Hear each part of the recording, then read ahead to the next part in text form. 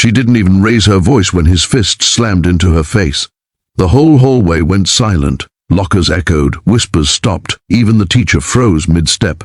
No one expected what happened next, because the quiet girl everyone ignored wasn't who they thought she was. And in just 3 seconds, the school's biggest bully, the one who had ruled those halls for years, was the one screaming in pain, clutching his arm, while the quiet girl stood there, calm, composed, and terrifyingly in control. But what no one knew was why she didn't fight back sooner, or the truth about the life she was hiding after school, a truth that would change how everyone saw her forever. It was Monday morning at Westdale High.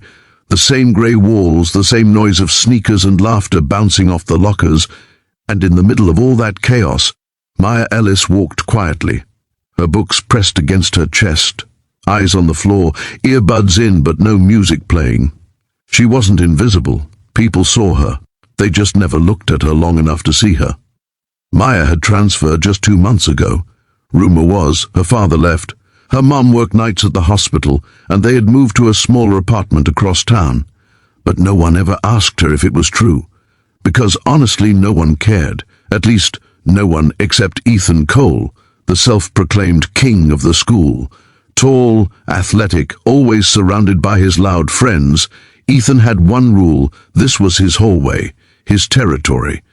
And Maya's silence? It bothered him more than he could explain.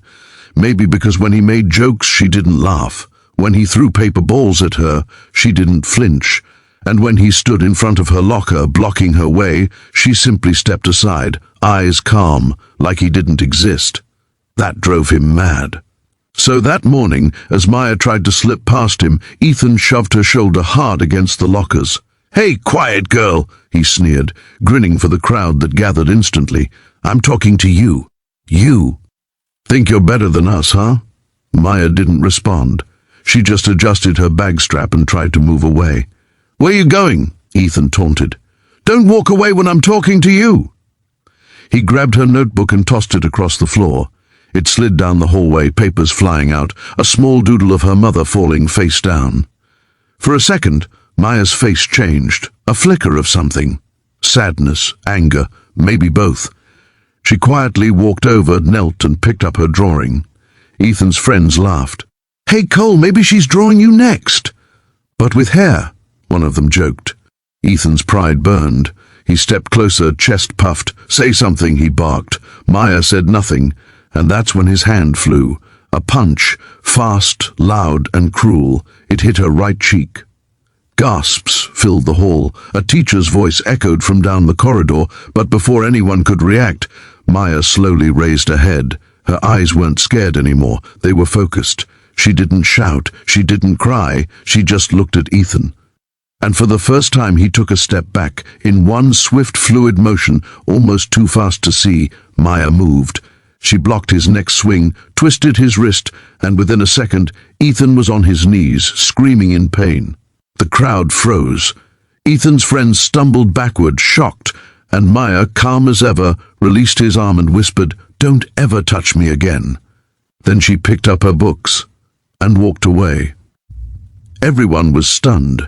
Even the teacher who arrived seconds later didn't know what to say, because the quiet girl, the one who never raised her voice, had just made the strongest guy in school cry out in pain.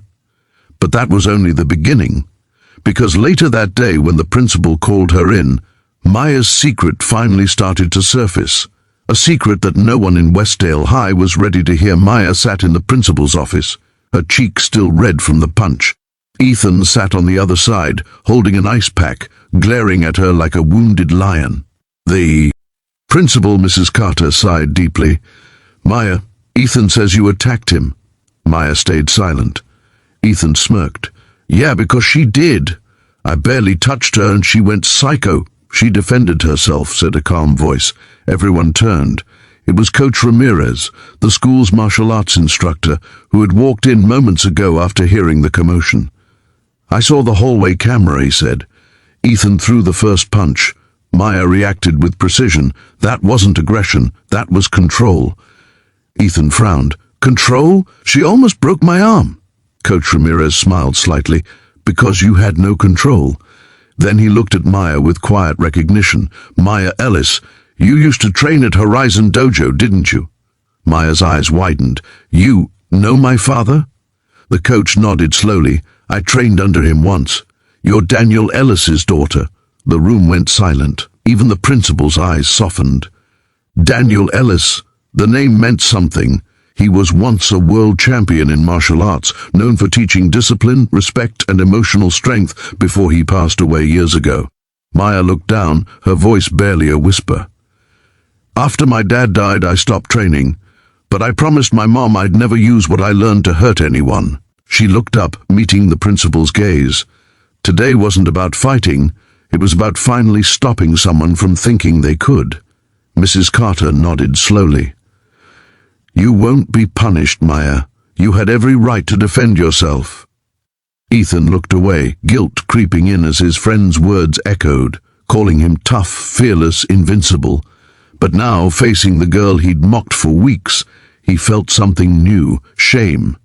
As he limped out of the office, he stopped near Maya. His voice trembled. "Hey, I'm sorry."